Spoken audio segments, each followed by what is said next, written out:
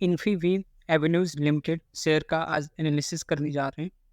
इसमें 3 पैरामीटर्स पे एनालिसिस होगा। पहले टेक्निकल, फिर फंडामेंटल, फिर एफआईआई, डीआईआई डेटा क्या कर रही है, क्या कह रही है, वो हम सब देखेंगे।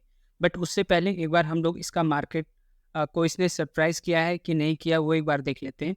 तो इसका रिजल्ट आया था, दिसंबर क्वार्टर का इसका रिजल्ट आया था 23 जैन 24 को, और इसने मार्केट को अर्निंग्स में, ठीक है, ऐसा कुछ सरप्राइज़ नहीं किया है, 0% बता रहा है।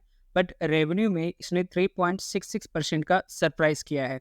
ओवरऑल मार्केट को इसने पॉजिटिवली सरप्राइज़ किया है। कोई इसका न्यूज़ भी देख लेते हैं, अगर कुछ न्यूज़ है अपने सामने तो एक बार न्यूज़ भी देख लेते हैं कि न्यूज़ क्या कह रही है। तो जैन 23 में ही Infibeam Avenues consolidated profit jumps in physical Q3, यानी इसका प्रॉफिट जंप हुआ है।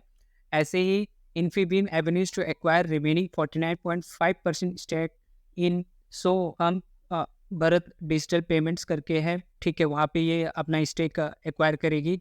Infibeam Avenues December quarter consolidated net profit rises, ये बता रहा है, यानी ओवरऑल इसका नेट प्रॉफिट क्या हो गया है, राइज हो गया है।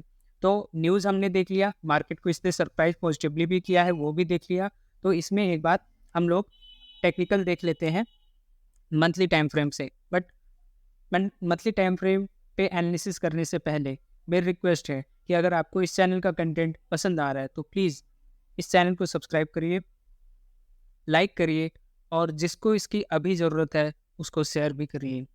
चलिए, मंथली टाइम फ्रेम पे अगर हम लोग देखें तो आप देख ही पा रहे हैं कि इसने सितंबर 18 में 74.39% का इसने, ठीक है, फॉल दिखाया था, ठीक है, बहुत बड़ी फॉल होती है।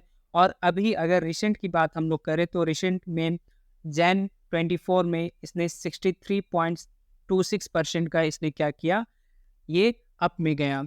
और अभी जो करंट फैब चल रहा है उसमें अभी प्लस 1.28% में है। तो अगर मंथली टाइम फ्रेम पे देखा जाए तो क्या मंथली टाइम फ्रेम पे इसको अभी परचेज करके जाया जा सकता है क्या? तो मेरे हिसाब से आप यहाँ पे थोड़ा बहुत रिस्क लेके जा सकते हैं। और अगर इस मंथ भी अगर आपको वेट करना है तो आप वेट करके देख लीजिए। फैब मंथ एक बार वेट करके आप देख सकते हैं, और अगर प्राइस 28.50 को टच करके ऊपर जाता है तो मेरे ख्याल से वो अच्छा खासा बाइंग अपॉर्चुनिटी होना चाहिए।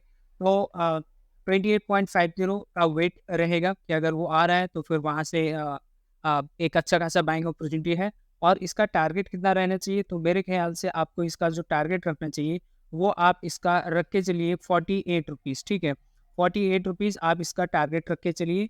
मंथली टाइम फ्रेम के हिसाब से आपका टारगेट 48 होगा। और इसका जो स्टॉप लॉस होगा, आपको स्टॉप लॉस इसमें कितना रख के चलना है, तो स्टॉप लॉस आप जो है इसमें 18 रुपीज़ का आप अपना स्टॉप लॉस यहाँ पे रख के चल सकते हैं मंथली टाइम फ्रेम पे।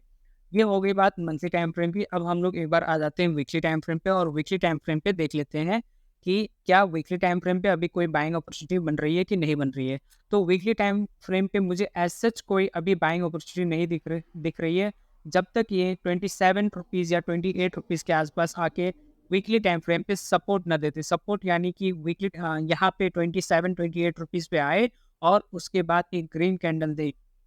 तो अगर ऐसा होता है इन फ्यूचर, अगर ऐसा हो रहा है तो फिर ऑफकोर्स वो बाइंग अपॉर्चुनिटी होगी। और हमारा जो इसका टारगेट रहेगा वीकली टाइम फ्रेम पे, तो वीकली टाइम फ्रेम पे आप इसका टारगेट 40 रुपीज़ ही आप इसको लेके चलिए, ठीक है। तो इसका टारगेट कितना रहेगा, 40 रुपीज़ आप का वीकली टाइम फ्रेम पे टारगेट रहेगा।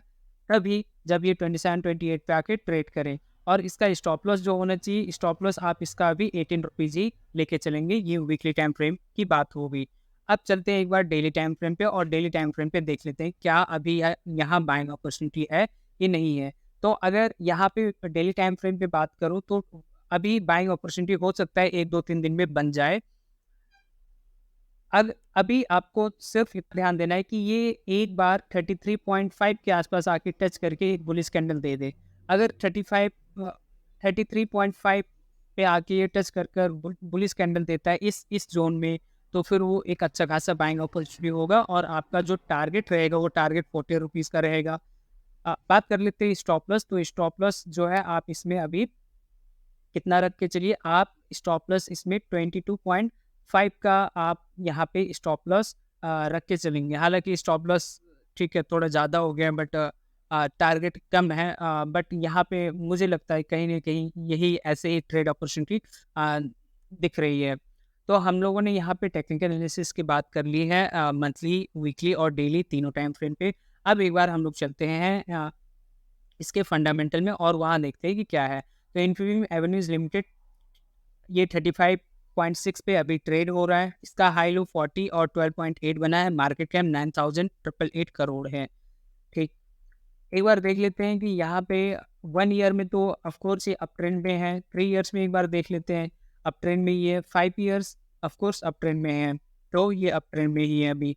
प्रोस इसमें 4 प्रोस हैं और कॉन्स भी इसमें कम से कम 5 कॉन्स इसमें बताया गया है। तो प्रोस अगर देखें तो कंपनी ने अपना डेट रिड्यूस किया है, कंपनी डेट फ्री हो गई है, कंपनी का एक्सपेक्टेशन है कि एक गुड क्वार्टर देगा, ऑफ कोर्स इसने दिया है। कंपनी का सेल्स ग्रोथ जो है 37.2% है लास्ट 10 ईयर से, जो कि काफ़ी अच्छा है।